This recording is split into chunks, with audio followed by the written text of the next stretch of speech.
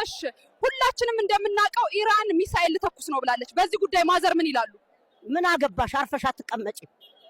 እሺ በመጀመሪያ ራስን አስተዋውቅና መናገር የምትፈልገውን ተናገር። እኔ ቡች እባላለሁ። መናገር የምፈልገው የኢትዮጵያ ሕዝብ መንገድ ላይ ውሻ ሲያይ መማታት ይወዳል። በጣም ነው ደስ ያለኝ። ተገላገልኩ። ብታምንም ባታምንም አንድ ቀን ነው ክላስ የገባሁት። ደግሞ ቴንክስ ፎር ቻት ጂፒቲ። ትናንት እኔን ሞኝ እያለ ሰድቦኝ ነበር። ከተነሳብኝ ማንንም አልሰማም። በዚህ ጨርጫሳ ሽማግሌም አልሰደብም። ማንም እንዳይገላግለ። በእናትሽ ምግብ አቅርቢልኝ፣ በጣም እርቦኛል። ካልሆነ ሆቴል ሂጄ ልብላ። ቶሎ በይ። 5 ደቂቃ ብቻ ጠብቀኝ። ውይ የኔ ማር ፈጣን እኮ ነሽ፣ ግን በ5 ደቂቃ ውስጥ ይደርስልሻል? አይ ልብሴን ቀይሬ አብሬ ልወጣ ነው እንጂ። ሞኝ የሆነች ሚስት ነው ያለችኝ። የትም ስልኳን ተሰርቃ ትመጣለች። ደግሞ ባለቤቴ ምን ይለኛል ብላ ታወራለች። አታፍርም። ፈጣሪ ትግስቱን ይስጥኝ። ዮ ጋይስ ፕሊዝ ተረጋጉ። ደግሞም ደሬሰ ከኔ ጋር ነው። እንስሳ ነኝ ብዬ አልበላውም።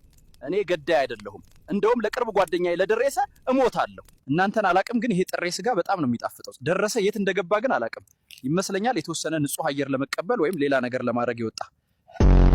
ጋሼ የአራዳ ትርጉም ጫት ካልቃምክ፣ ቅመ ካልጨበስክ፣ ከርቸሌ ካልገባክ፣ ጫማ ካልሸተተ ምን አራዳ ነህ?